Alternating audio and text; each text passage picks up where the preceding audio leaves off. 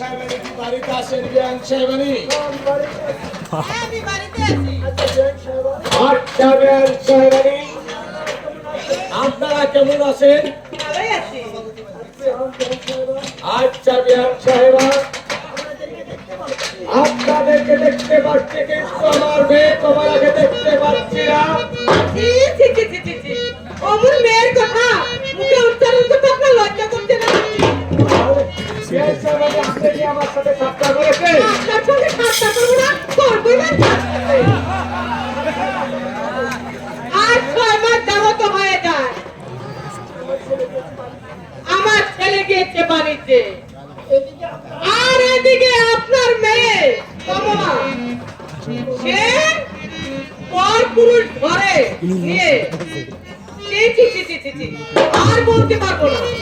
একই বলছে আপনারা। আমি ঠিকই বলেছি বিআই সাহেব, আপনার মেয়ে হচ্ছে কলঙ্কিনী, আর কলঙ্কিনী বলে তাকে আমি দৌলতের হাতে তুলে দিই। আপনি কোন ঘটনা ঘটনায় দাগ থাকতে পারে?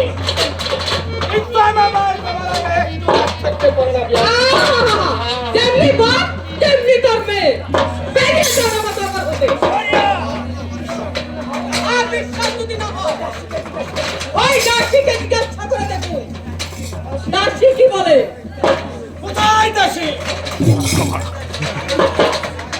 শোনো দাসী, আমার মেয়ে কমলা কলঙ্কিনী না সতী?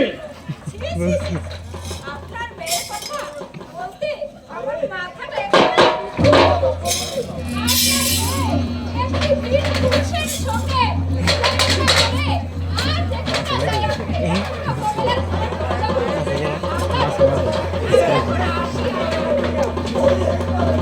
ওরে কলঙ্কিনী মেয়ে, তুই আমার সুমাতা নিশা করেছিস, তুই আমার বাচ্চা। আমি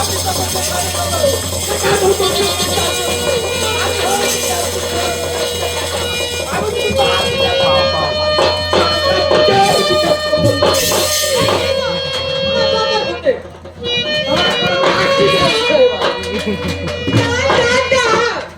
যেমনি মেয়ে আমার উচ্চ মাতার উচ্চ করে এসেছিল ভগবান শিক্ষার্থীদের জন্য। ওরে কলঙ্কিনী, আমি তোকে সেখানে যাবো, সেখানে বসেছি।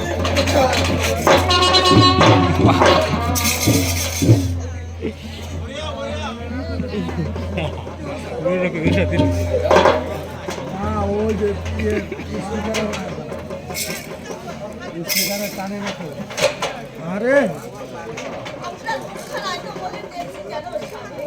আমার কমলা কেমন আছে স্বামী? তোমার বেশ সুখে আছে বেগম। আচ্ছা বেগম, আমার মন বলছে এই রাজ্যে কোনো বাহিরা শত্রু আক্রমণ করতে পারে তাই এই দেশে কোনো দুষ্কৃতিকারী প্রবেশ করতে না পারে।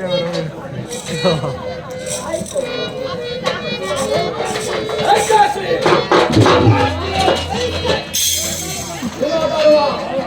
খুব সাবধানে তার পহরা দেবে। আমার একটা ভরে দেবে ভরে দেবে কারো প্রকাশ করে খালি কই দেখে তো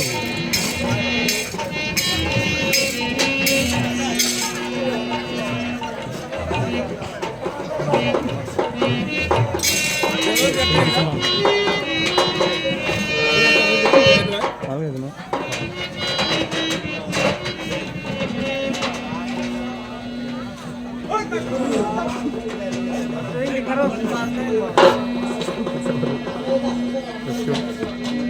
খেলাবো